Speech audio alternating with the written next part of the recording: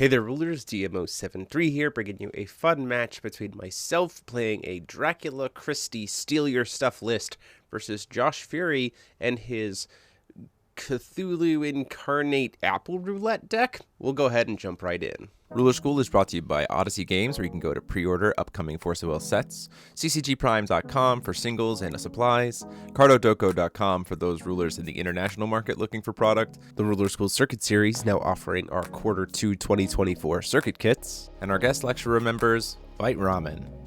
Class is in session.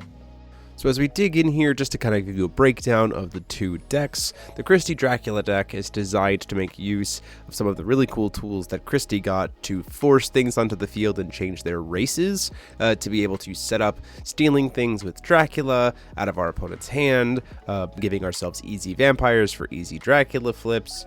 Those are kind of the ideas there. It's a green-black build, pretty pure green-black, which is a lot of fun to be able to just stick to monocolor.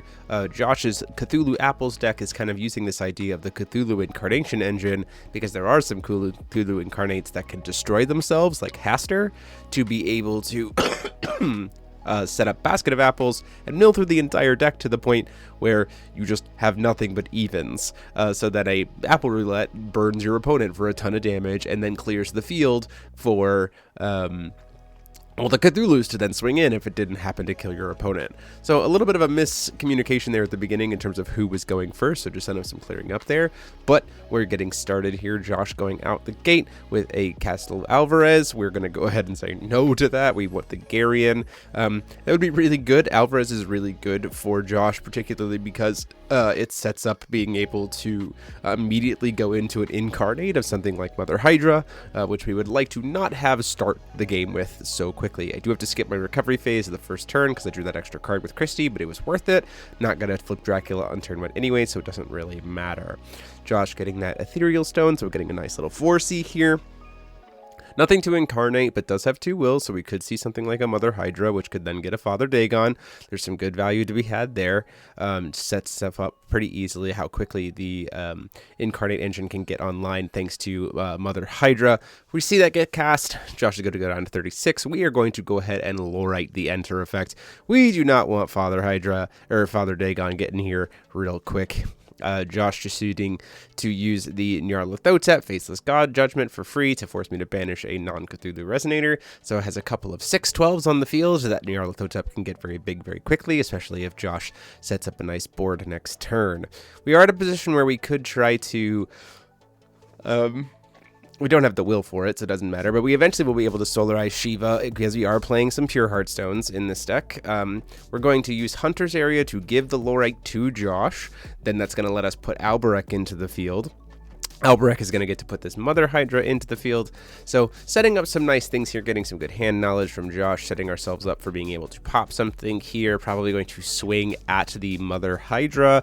That is now currently a 1/1. Just kind of trying to think about exactly how we want to play through this here. Talking about how Alberek and Hunter's Area were going to interact. Thankfully, they do not proc the enter effects because of the new CR update. So we're going to get to swing in here with Alberek at the Mother Hydra, setting that up for the graveyard. He does have Precision. He does have Pierce, which is nice. Unfortunately, the Nyarlathotep does have quite a lot of defense, but Alberek would at least survive the swing. We're just going to go ahead and Josh is going to let it happen. That's going to let us draw a card off of Hunter's Area. And then we can use Hunter's Area to make Alberek a vampire, which lets us then flip Dracula, because we control the vampire, and if something entered our opponent's field this turn. We're then going to use Alucard's Blood, pay some life here to go ahead and reanimate the Mother Hydra, because we don't want Josh reanimating it. This sets us up for having a nice wide board here to be able to answer whatever's going on.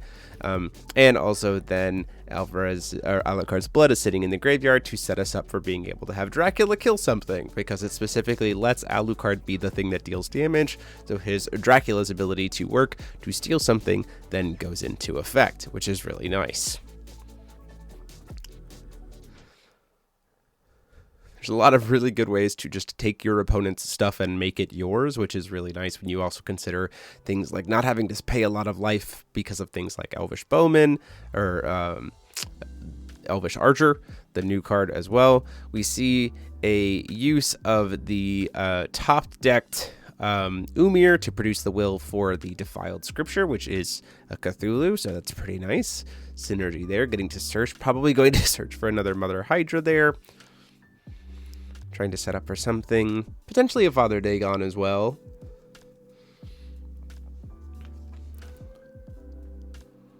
We'll see exactly what gets searched there.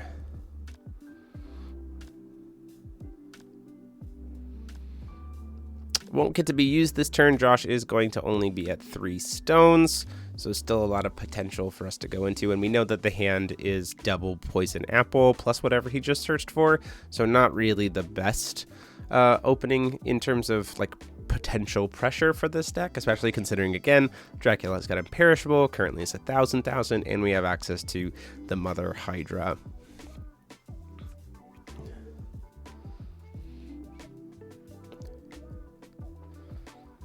Josh looks like trying to say, I need to be able to answer this board. We are going to go ahead and solarize the Shiva, because the Umir is a fire card, which is okay. We're going to say in response to the cast, that is fine.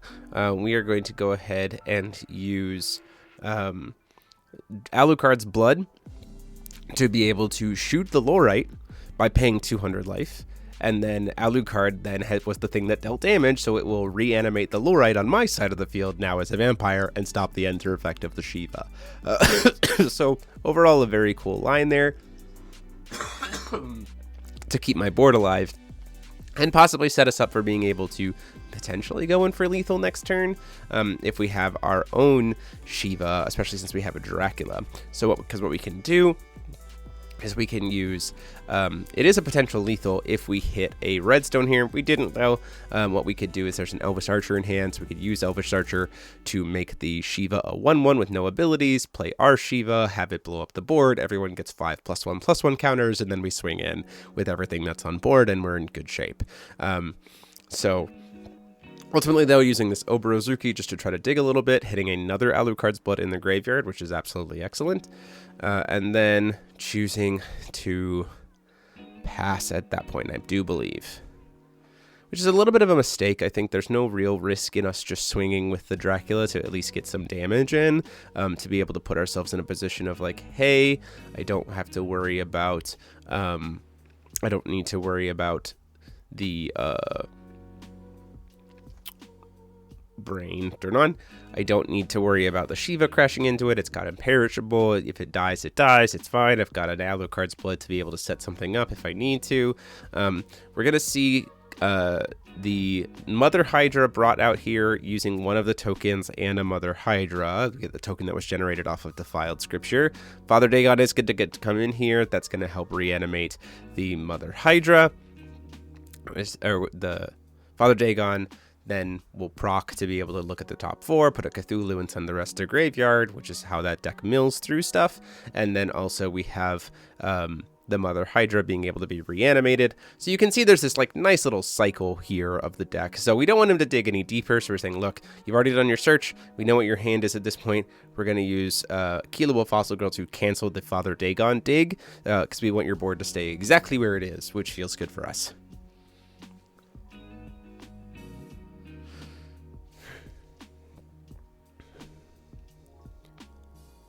So interesting position here for Josh to be in.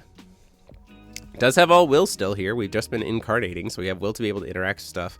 We're going to try to swing in for a bunch of damage, because this guy will be very large. Doesn't have Pierce, though, so we're just going to go ahead and throw Lorite out of the bus. Lorite was never going to help us much anyway, so we're just going to say that's fine. Lorite can eat it and not take the bajillion damage that would be coming here at our face, because all of those Cthulhus are pumping into Faceless God, so is very, very large.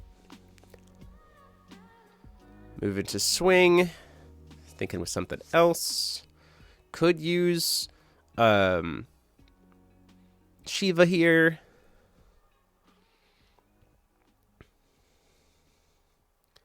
Kind of check exactly how Hunter's area reads.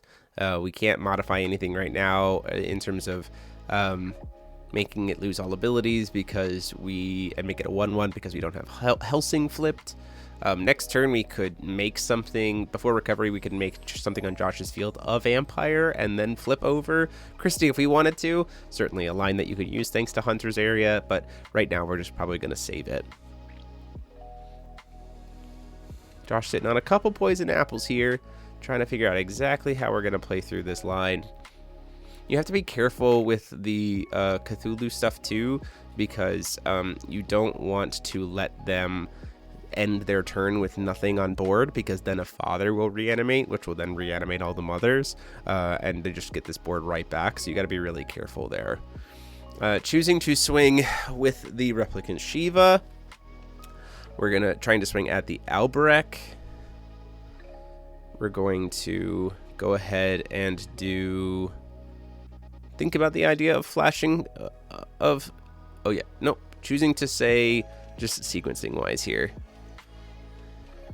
attempt to block with the Dracula on the Replicant Shiva so that they kind of just bounce off each other is the thought. Paying 100, we're going to see a poison apple come in to try to then buff it up.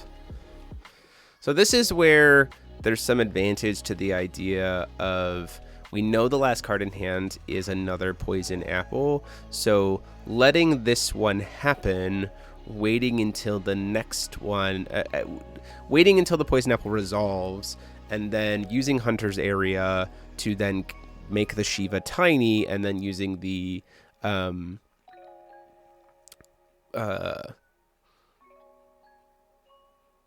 Dracula's blood, or Alucard's blood, to then kill the Shiva and reanimate it on my side would then wipe Josh's board. It'd get to reanimate them, which would dig into another Cthulhu, but that's in the end phase, and that would put 6 +1/+1 counters on everything I control. And so even though they'd be reanimated, the likelihood that they would be able to stop anything would be very, very low. So we're letting the poison apple happen. We're going to go ahead and after the poison apple has happened, we're going to flash in the Elvish Archer to make it go back down to being a 1/1 and lose all the abilities. And then we're going to pass the turn. I think a little bit of a misplay here is I think we thought that Elvish Archery would remove the ability to destroy the Resonator from the Poison Apple. That's a delayed trigger from the Poison Apple, keep that in mind. So the proper thing would have been to let the Poison Apple happen and then flash in the Elvish Archer and then block to draw an additional card off of the Alberek. But right now, we're staring at a board of not really having to worry about it with a bunch of things on void field. So very real opportunity so that we could just potentially try to do the Shiva line this turn as well. Alberek is very, very large. We're going to try to kill one of the mothers. That lets us flip over the Dracula. That lets us draw a card off of Hunter's Area. I think we missed that. Missed trigger. Just remember that you get to draw a bunch of cards. Obarazuki's going to get to swing in for 600. There is one weakness to this fact that we have Shiva out here, is the fact that while Shiva's out on the field, the Father Dagons aren't going to get to reanimate. So we have to be careful. Like, it's helpful to let the Shiva be there, but we also don't want a wide board to suddenly exist that gives us a bunch of stuff. So we're going to go ahead and have Dracula use Essence of Shiva's power to shoot the Alucard, or the this is on Josh's turn before recovery. So we're going to use Essence of Shiva's power to steal the Father Dagon from having Dracula shoot it. Then that's going to then we're going to see that Elvish Archer come in, remove all the abilities from the Shiva. Then we're going to use Alucard's blood to pay 100 life to shoot the Shiva with Dracula, which will then steal the Replicant Shiva, which will then pop the dragon, or the Mother Hydra that's there, which then puts 2 +1/+1 counters on this entire board and leaves him with a 0/12 Faceless God. And it's not a good spot to be in, especially since the Father Dagon's gone, so even at the end of the turn, it's just not going to get anything. And so Josh looks at what the top deck is and says, yeah, that's going to be it. We'll concede and we'll go to game 2. Jumping right into game 2 here, we hit that 4C stone. Going to go ahead and see a pass of the turn.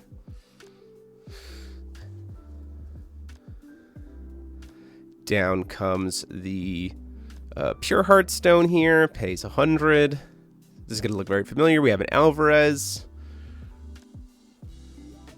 Going to try to draw an extra card off of Christie, and then we're going to respond to the enter effect. Knowing full well that the Lorite is going to die, we still don't want to generate the 2 extra things. But Josh is like, oh, that's fine, coin out the other Alvarez. And so now we get to kind of see the Cthulhu deck just kind of do its thing. The Christie Dracula deck is now currently out of cards and fully safe to just have Josh go off. So you can see exactly how this kind of cycle engine works.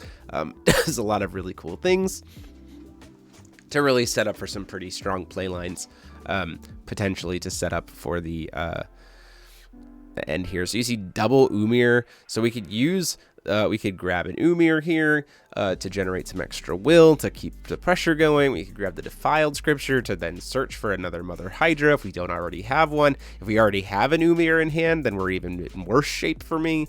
Like, this deck is going to potentially mill through a lot of its cards, because anything that doesn't go into hand just immediately goes to the graveyard off of the Father Dagon if you add a Cthulhu. So something to keep in mind.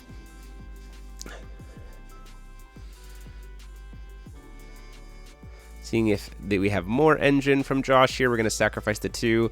Comes in to play a Haster. Haster here is then going to target itself to destroy it. It has no addition. It's the only resonator on the field that can be targeted for that, which that procs Basket of Apples, ultimately choosing not to do that. We do get to then at the end of the turn reanimate the Father Dagon, which will then reanimate the Mother Hydra, and then we get to see kind of what Cthulhu's hit there. Unfortunately, just purely whiffing on the reanimate there, which is a little unfortunate, but there is still some play line here.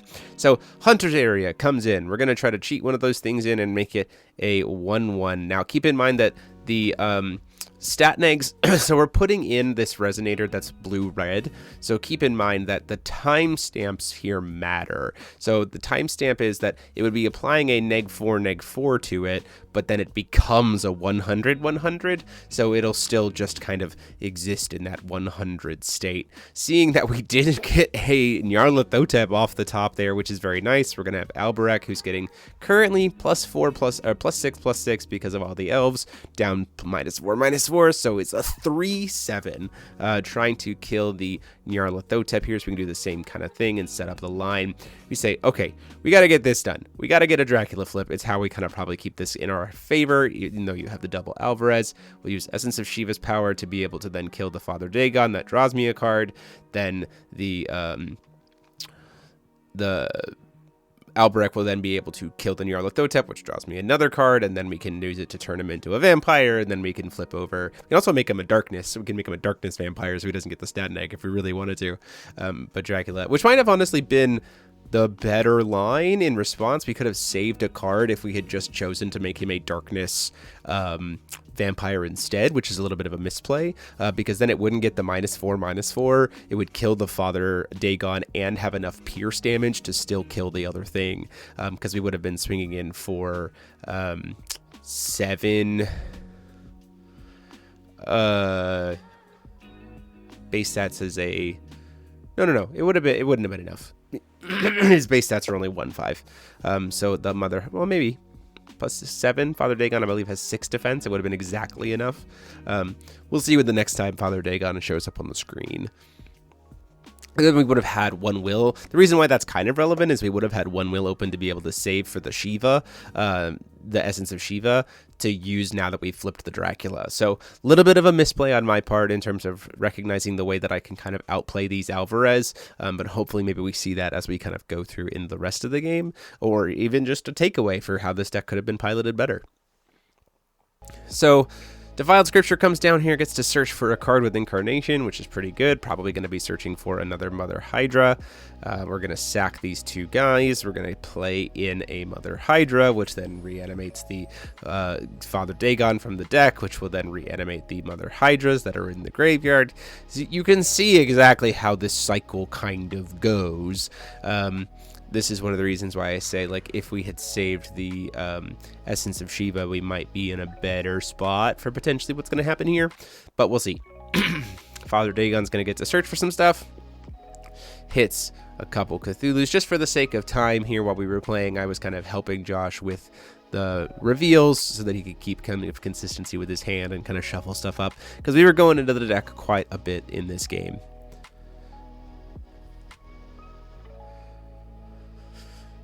Trying to see what else we get here. We're going to sacrifice the father and the mother, which is going to bring out the Haster. Haster's going to attempt to target itself. Targeting self destroys it, which is then going to proc poison basket of apples. We do have some apples in the graveyard, so now we get to search for some other copies. 2 baskets of apples in the graveyard, which means then we get to grab 2 baskets of apples from the deck and also draw a card. So again, just kind of to helping with keep the hand size, I'm going to help with the shuffle here, and then gets to also draw a card. So cycling through very, very quickly. Paying 1, do see a bad apple get cast here. Also a bit of like etiquette here. We get to discard any number of copies of poison apple or bad apple and then draw that many cards plus a bunch of other stuff. The bad apple shouldn't be in graveyard right now. It should be on the chase. So we do say draw 6 cards. It ultimately should be 5, because the bad apple won't be in graveyard until after it resolves, so it won't count itself. Just keep that in mind. Reading the card explains the card even when we're doing commentary, so just something to kind of keep in mind here. But still, you can see just the exact draw power of the deck. I mean, if he draws into Umirs, we can kind of keep the engine going. We can see an Umir for another Defiled Scripture. We're going to swing in for 6. So yeah, let's take some damage. We might as well. Trying of checking the stat line of the Alberek, knowing that we can't do it. Ultimately, we could block with the, we probably should just block with the Dracula here, but the reason why we're not going to is we don't want to have the board be empty to suddenly reanimate all those Draculas and stuff like that, is kind of the whole point there. So move to recovery after call someone with Christie, Pure Heartstone. Like I said, we do have the ability to be able to play the Shiva, our own. As you see, we're sitting on a Rogue Spectator and a Shiva.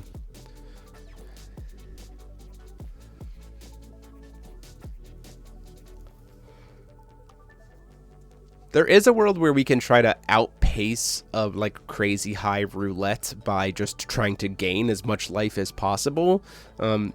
Definitely something to keep in mind, and certainly something that helps with the Hunters area, to be able to make stuff have negative, not have the stat neg from the Alvarez castles.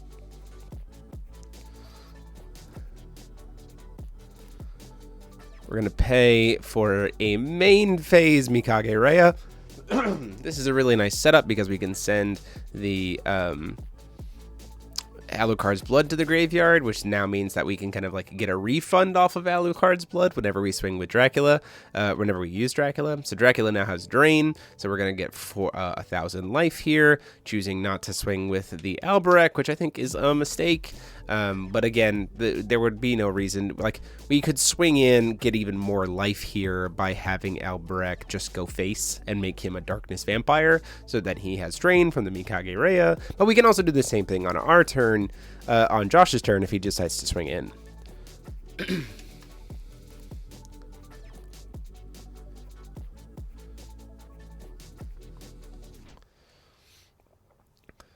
Down comes the ability of the Defiled Scripture, gets to recycle some incarnate stuff and set us up for some nice free incarnates.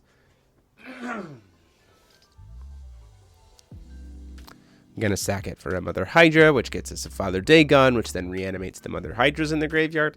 You can see how instant speed Shivas just really would be insane in this deck. And there's a world where potentially next turn we try to go for the Replicant Shiva anyway to clear the board, get a bunch of +1/+1 counters, make Alberek a vampire, swing in and just drain so much life that we don't really even care about the roulettes, which would be important. We do have to recognize that there is the possibility of something like Rogue Spectator to play into in that regards. We got to just be careful.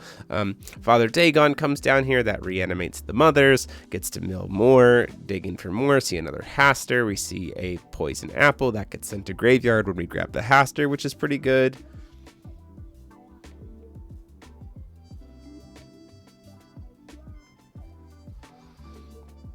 We sacrifice another, gets our Mother Hydras back. It's just like really crazy cycle. We get an Umir, we get the other mother, that can be put into hand. The rest is going to go to the graveyard. Although I think you would probably want to grab the... I think there's a world where you grab the Umir instead of the mother, because then you can just like off of the next father, you just get you get the mother back anyway, as opposed to keeping it in your hand. So that's a world.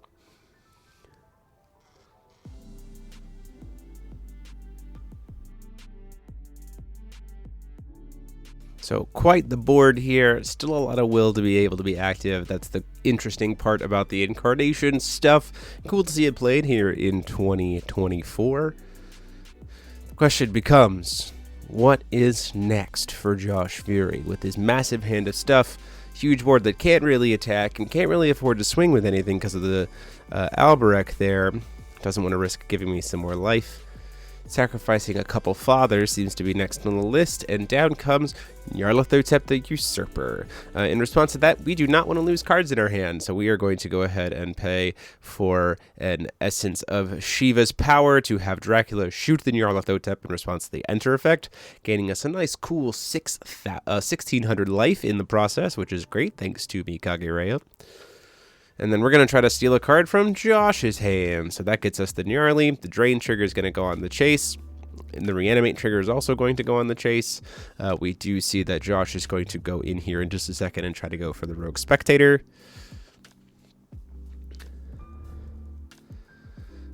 We do see the pay 100 for the Rogue Spectator here. We're like, okay, well, maybe we won't gain the life. How do we want to resolve this? The Rogue Spectator does immediately die thanks to the Alvarez, the Demon Castle. We are going to choose to go ahead and pay 100 and do a Fossil Girl on the Rogue Spectator because it works out for our favor to gain the extra 1600 life. So 5900 at the end of it gets to steal the card from hand. We're getting to see, unfortunately, there are 2 Apple Roulettes there. If there was only one, would be in a really good spot. We're very clearly, obviously, taking the Apple Roulette, and we're saying that's fine. One thing we also messed up here is we completely forgot to have Josh look at my hand and steal a card. We just kind of, again, we build a wonderful mat that says the chase on it, and then I forget to use it sometimes, which is my fault for sure on this position. So another missed trigger there. Keep in mind to always build your chases so that we make sure that things actually resolve and board state is maintained appropriately. We do kind of know that there's more stuff coming. Down comes a Haster. Haster is going to attempt to target itself, and we're going to go, what? In response, we're going to have Alucard try to pay some life here to shoot that Haster. Comes back onto our side of the field. We get the life back thanks to the Mikage. Haster is then going to shoot the Mother Hydra, leaving him with just a Father Dagon on the field and stopping him from being able to do Apple Roulette, or stopping him to do another basket of apples.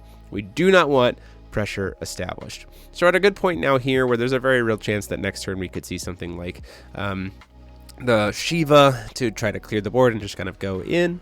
But the question is, Josh still has a bunch of cards left in hand, and we're tapped out, and we don't have any Alucard's Bloods left in the graveyard. So Josh is here kind of checking his Cthulhu count just to kind of see what else there is, how many fathers are left, how many mothers are left, how many Hasters are left, you know, where everybody is. There's a lot of poison apples, as you can see there. Very real opportunity that there's kind of just tracking what count of cards might be left in the deck. We know that we've seen all of the fathers, there's all the Hasters, all the mothers are gone, the Usurpers are both there, we know the Umirs are there, there's one Umir left in the deck, it would seem. The Yogg-Sothoth are in the graveyard. Those are kind of what we know to be the deck. There's not much left in the deck here, and a lot of poison apples available, so knowing full well that we can survive a full rip of Apple Roulette here, Josh is going to go in and go see a little bit further with Defiled Scripture just to see what else is left in the deck here, see if there are any other incarnate targets, just as a precaution. I'm fully tapped out. So kind of setting up exactly what the deck is there and saying, yeah, I'm not going to find anything. That's fine. The interesting part about Apple Roulette that I think we all forget is we're shortcutting here with the payment of everything else. We're kind of checking exactly how many times this is going to happen with shuffling in. The things that we forget about Apple Roulette is that every time you reveal an Apple chant, you do get to destroy something. So even though this board is wide and I can survive the Apple Roulette itself, even if all 11 things hit me, is that my board is gone. So that's not great for me. It's not a great position for me to be in at that low life. It's going to be hard to be able to flip back over. It's going to be hard to be able to, like, my hunter's area is gone, and I'm staring down a pretty devastating looking board that I can maybe play into, but ultimately the issue is, in this environment, in this game, I haven't answered Josh's replicant Shiva yet. So even if I do establish a board to try to survive against all of these Cthulhus, outside of playing my replicant Shiva, I'm not in a good spot. So could play my own replicant Shiva. That gives me something that has Eternal, so then his replicant Shiva doesn't hit me very wide. I could do it as, when all this stuff gets reanimated, I do it as the I don't have a way to solarize it, which is the other biggest problem here. Is I need to be able to solarize it so that I don't kill everything on the board and then they just immediately all come back. So Apple Roulette blows up everything here, including choosing to pop their own mother or Father Dagon, which will then mean at the end of the turn, Father Dagon gets to reanimate, and these poison apples kind of get tracked here. One thing that's important to note as we're going here, just kind of checking what's left, did destroy his own thing off of the top here, so do get to potentially search for the rest of the poison apples, thanks to Basket of Apples, and put even more +1/+1 counters on Little Red. One thing to note as we resolve here is the text of Father Dagon we actually did incorrectly in this match, in this game, which is something to note.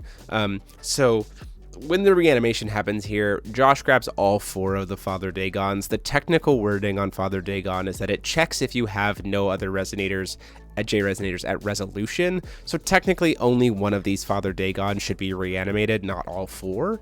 The 4 mothers would definitely come with, but it would just be the one Father Dagon. So just kind of keep that in mind, is that as soon as you reanimate one, the others aren't also going to come back. They'll all trigger, but then they won't do anything. They'll just sit in the graveyard. So kind of getting to sculpt his top deck here. Seeing what Josh wants on top, because we know that everything left in the deck is just apples at this point. The last mother comes out from hand, because that gets to happen. There's this full board here. And then we go into my turn. It's so much pressure on board. It's so much lethal that, like, the difference between 3 Father Dagons and 1 is non-existent. In both situations, I'd have to be able, I can't solarize the Shiva, so I'd kill all of them anyway, which means they'd all get reanimated, which means I'm still dead to the crack through. We're just going to try to establish as much of a board presence as we can. Just to kind of see exactly how quickly this deck can reestablish a board and maybe try to survive. The biggest issue is also then having enough life to be able to do what we need.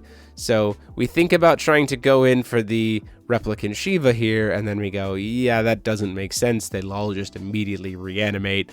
We don't have a way to hit graveyard. Now, if we had a card in hand to be able to immediately RFG the graveyard, we'd be in business, right? We could just flip out the replicant Shiva, have it kill everything, do something like Evil Elemental Uprising, RFG the entire graveyard, but and get rid of all of that, and then we're in good shape. So then we wouldn't have to deal with any of them coming back, and we have this massive Shiva, and we're probably at a good spot. But ultimately, there's not a ton that we can do, so it's just going to be kind of me playing through here, and then seeing if maybe Josh forgets that he has replicant Shiva. So Mikage Rhea here is going to send down a card. We're going to give the Nyarlathotep back to Josh. Now that it's been killed, we're going to send another Alucard's Blood. We start to anyway, and then we go, wait a minute.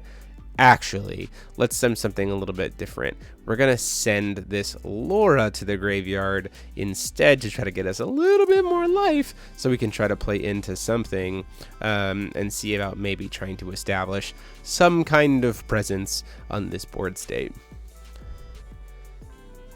Paying 1, we are going to just kind of hard cast an Alucard's Blood, paying for this Nyarlathotep, which is going to take us 800 life and steal the last card out of Josh's hand. Takes us down to 100. Then we can, because we put something from our opponent's graveyard into the field, we can reanimate this Laura. Laura can then let us swing in, gain a little bit of life back, which is pretty nice.